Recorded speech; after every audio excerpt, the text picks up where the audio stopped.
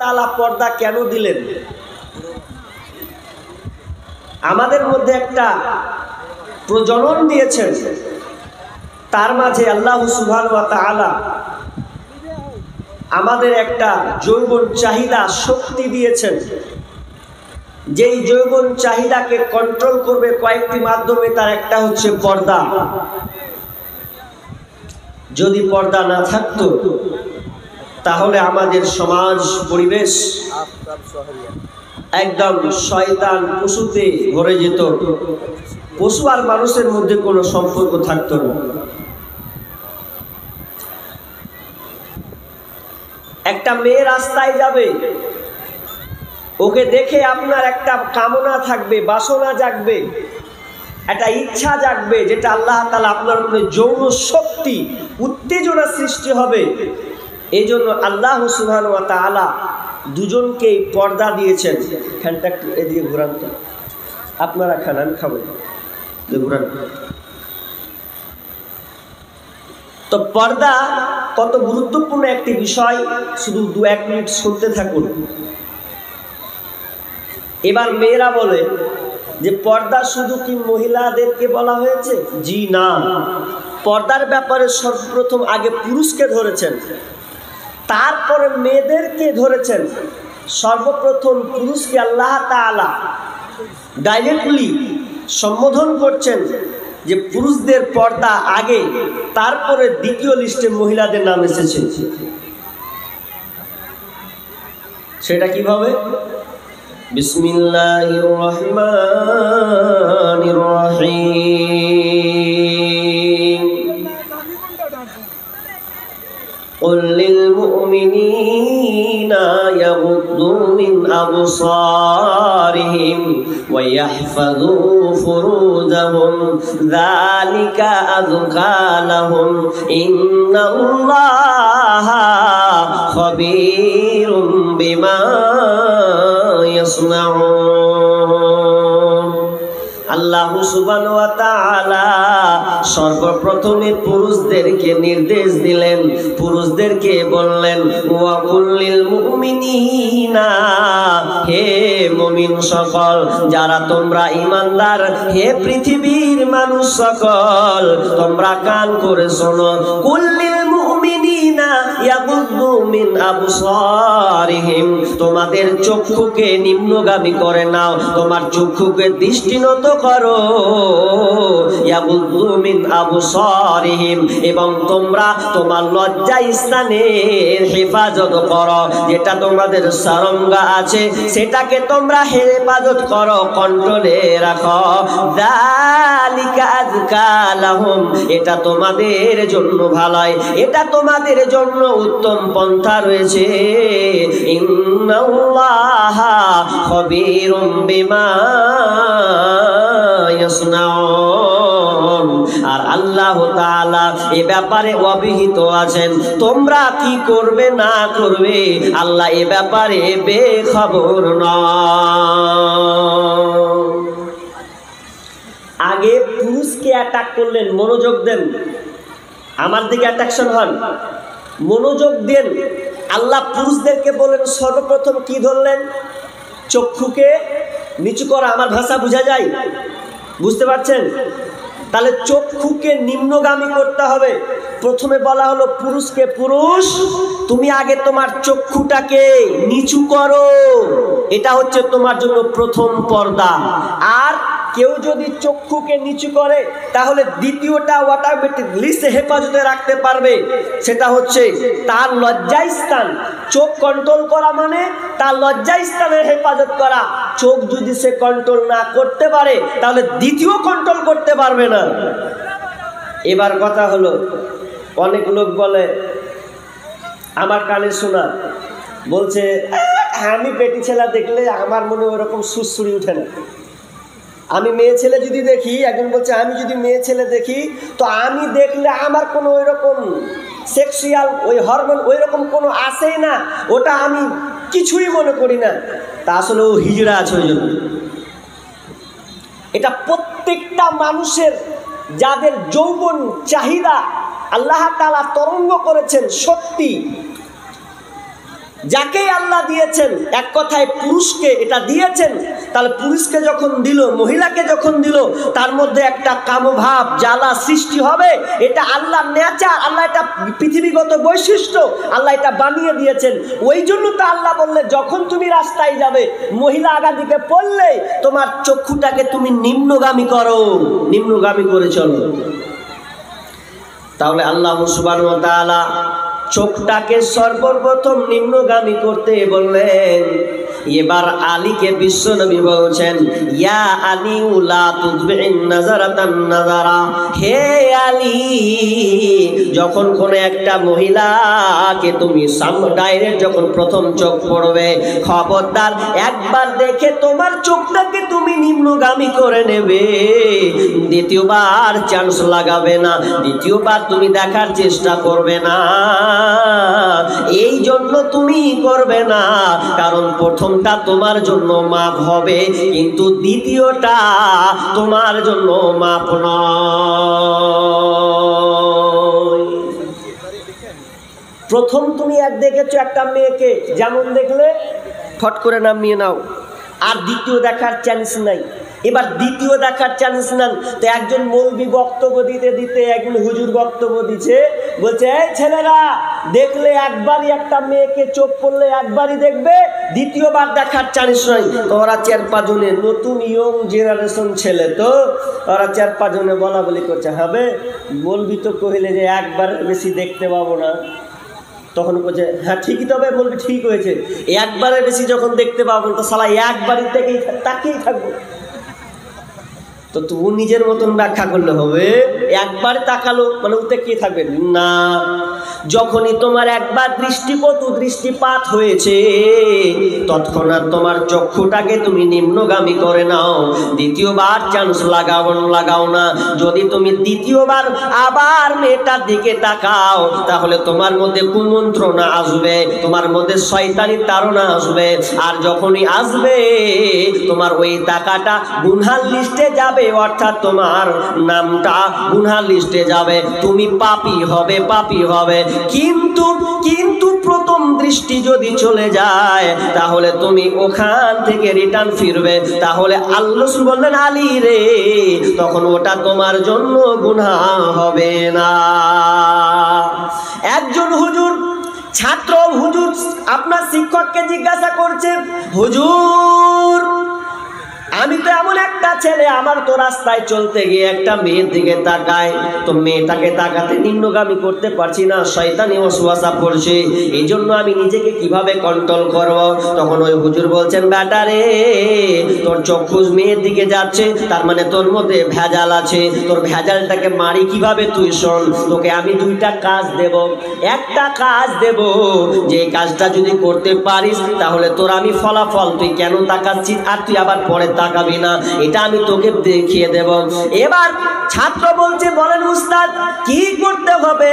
বলছে, এক কাজ কর, আমার শর্ত হচ্ছে তুই একটা গ্লাস নে, গ্লাসটা নিয়ে তুই 1/2 কিলোমিটার কিংবা 1 কিলোমিটার তুই যাবি, যাওয়ার পরে তুই আপনার চায়ের দোকান যাবি, চায়ের দোকানে গিয়ে আমার জন্য 1 গ্লাস গরম দুধ নিয়ে আসবি। ওই 1 গ্লাস গরম দুধ নিয়ে আসতে গিয়ে আমার শর্ত তুই শুনেলে, যখন তুই আমার 1 গ্লাস দুধ নিয়ে আসবি রে, যাতে করে নিচে না পড়ে যায়, 1 ফোঁটা যদি পড়ে যায় তাহলে তোকে 10 লাঠি বেত্রাঘাত লাগানো হবে, 10 লাঠি তোকে ছাত্র সামনে মারা হবে, 100 বার তোকে কান উঠা বসা করতে হবে। আর যদি তুই ঠিক মতো নিয়ে আসতে পারিস তাহলে তোকে আমি মাফ করে দেব এবং তুই বুঝতে পারবি। ছাত্র বলছে, কোন ব্যাপার লাগবে সব নিয়ে আসবো, আমি 1/2 কিলোমিটার থেকে 1 গ্লাস দুধ নিয়ে আসতে পারবো না? দেন সবই তো করছি। এবার ওই ছাত্রটা একদম ঢং ঢং ঢং ঢং করে হাঁটতে দোকানে গেল। দোকানে যাওয়ার পর বললো, দোকানদার 1 গিলাস দুধ দাও। 1 গিলাস দুধ নেওয়ার পর এবার যখন সে আস্তে আস্তে রাস্তায় ধীরে ধীরে আসছে, আসার সময় তার মাথায় একটা খেয়াল এলো, আমাকে ওস্তাদ বলেছে, আমার মালিক আমাকে বলেছে, খবরদার গিলাসে দুধ নিয়ে আসবি, পূর্ণ ভর্তি থাকা লাগবে, যদি পড়ে যায় 1 ফোঁটা নিচে তাহলে তোকে মারা হবে। হবে, অপমান করা হবে। যখনই তার কানে এই কথাটা গেল, সে ধীরে ধীরে ধীরে ধীরে আস্তে আস্তে করে সে যায়, আস্তে আস্তে আস্তে করে গিলাসটাকে নিয়ে যায়, যাতে করে আমার দুধটা পানির মাটিতে না পড়ে। যদি পড়ে যায় তাহলে আমার শাস্তি আছে। এ করতে করতে করতে করতে করতে মালিককে দিয়ে বলল, মালিক আমি আমি এক গ্লাস দুধ নিয়ে এলাম, নিচে পড়ে না। আস্তে। মালিক বলছে, আরে তুই কিভাবে লিয়ালি এটা বলতো আমাকে। তুই দুধটা যে লিয়ালি, রাস্তা থেকে 1/2 কিলোমিটার 1 কিলোমিটার নিয়ে আসলি, কেমন করে নিয়ে এলি এটা তো বল। কি তোর মনে ব্রেনে কি ছিল ওটা বল। এবার ছাত্র বলছে, মালিক। এবার ওই ছেলেটি বলছে, যখন আমি দুধটা নিয়ে আসছিলাম, দুধটা নিয়ে আসতে আসতে আসতে আপনার কথা মনে পড়ল। কি কথা?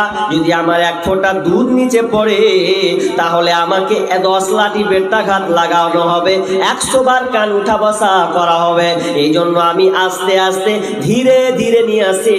আমি কারো দিকে তাকাই না, শুধু নিচের রাস্তা আর আমার 1 গিলাস দুধ, শুধু নিচের রাস্তা আর আমার 1 গিলাস দুধ আমি নিয়ে যাচ্ছি, যাতে 1 ফোঁটা যেন দুধ এদিক ওদিক না হয়ে যায়। এই জন্য আমি ধীরে ধীরে আস্তে আস্তে করে নিয়ে যাচ্ছি, আর আমি কারো দিকে তাকাই না।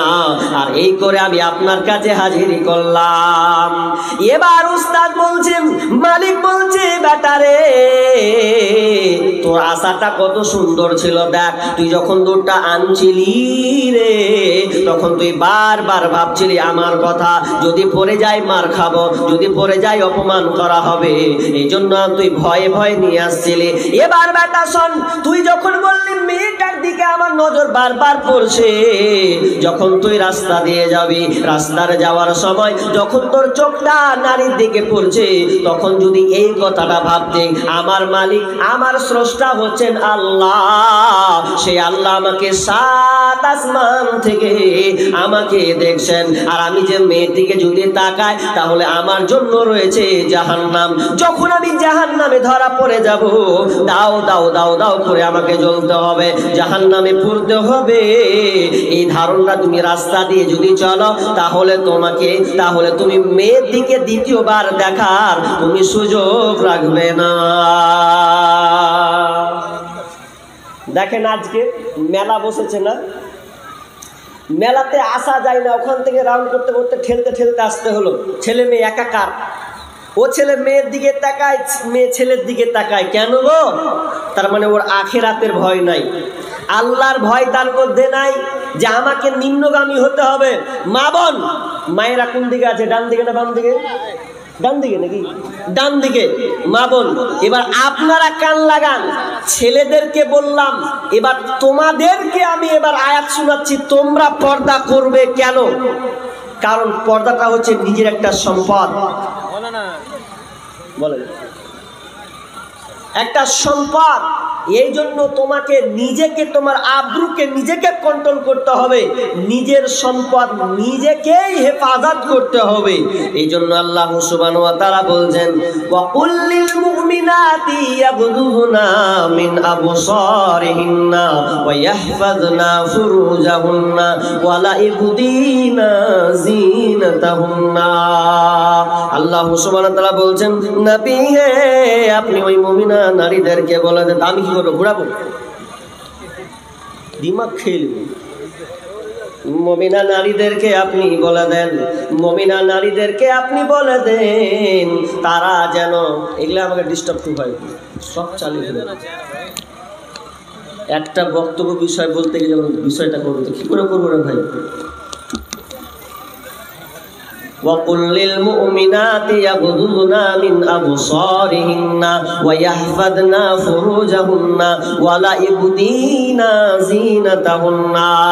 হে মুমিনাত, হে নারীকল, তোমরা কান করে শোনো।